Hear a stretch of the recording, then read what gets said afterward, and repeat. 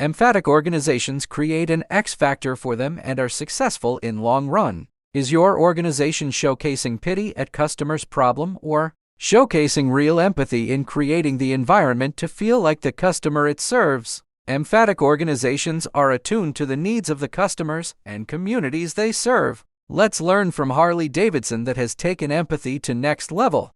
Harley is a fascinating place. I remember driving up there for the first time, and the first thing you notice as you drive up to their factory is right outside of Harley, you will see all of these motorcycles lined up. And this is not a display or something that's put up there just for public relations purposes. This is just the parking lot. And these are the motorcycles that Harley employees ride to work.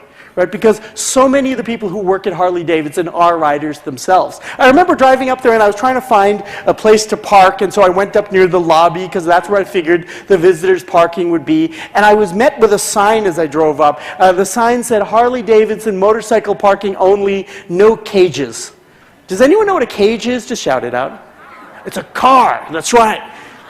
If you're a motorcycle rider, a car is called a cage because it's just that. It's something that locks you in and restricts you and keeps you safe and prevents you from experiencing your freedom and all of the world and all of its richness and all of its danger, as is your God-given right. And if you want to do that and lock yourself in a little cage, that's fine, but that's not something we're going to give the priority to. And if you're like me and you drove up in a rented Taurus from the airport, welcome to Harley Davidson, but parking is in the back. Right? So you see, from the minute you walk into Harley, right, this organization is telling you what is important, not to itself, but to the people that it serves in the outside world. I remember walking inside the building, and Harley's offices look like no other corporate offices I had ever seen. The whole place smells of leather.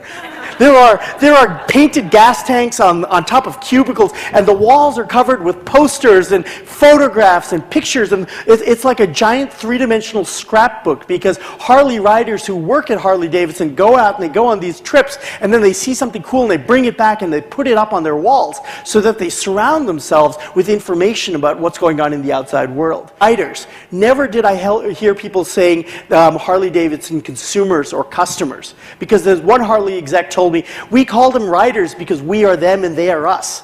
And so we're not trying to sell to consumers, we're trying to serve riders. And if we serve riders, we will benefit ourselves in the process.